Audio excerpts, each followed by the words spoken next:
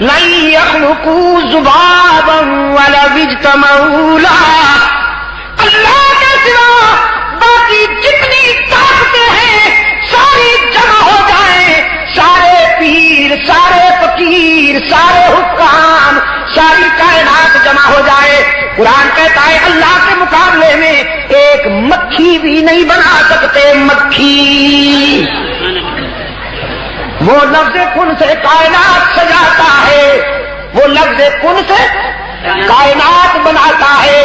کن کہتا ہے تو آسمان سج گیا، کن کہا تو زمین بچھ گئی، کن کہا تو ستارے چمکنے لگے، کن کہا تو گلشن مہکنے لگے، کن کہا تو سبزے لہکنے لگے، کن کہا تو ندیوں کو بہاؤ مل گیا، کن کہا تو شاخوں کو جھکاؤ مل گیا، کن کہا تو طوفانوں کو جوش مل گیا، کن کہا تو سمندروں کو خروش مل گیا، کن کہا تو راتوں کو اندھیرا مل گیا، صبح کو سویرا مل گیا، پہاڑوں کو متانت مل گئی، مویشی مختلف اقسام میں آ گئے، پرندے مختلف بولیوں میں چہکنے لگے، نظام صبح و شام منظم ہو گیا. وہ لفظ کن سے کائنات سجاتا ہے اور باقی سب جمع ہو جائے، ایک مکھی بھی نہیں بنا سکتے. ایک مکھی تو سب کی مشکل کشائی کرنے والا کون؟ حاجت روائی کرنے والا کون؟ سب کے بیڑے پار اتارنے والا کون؟ یا اللہ ہی. اللہ ہی. سیاہ جانور سے، بدبو گوبر سے،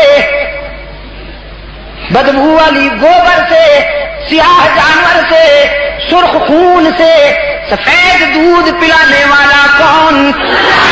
وَإِنَّ لَكُمْ فِي الْأَنْعَامِ لَعِبْرَةً نُسْقِيكُم مِّمَّا فِي بُطُونِهِ مِن بَيْنِ فَرْثٍ وَدَمٍ لَبَنًا خَالِصًا سَائِغًا لِّلشَّارِبِينَ.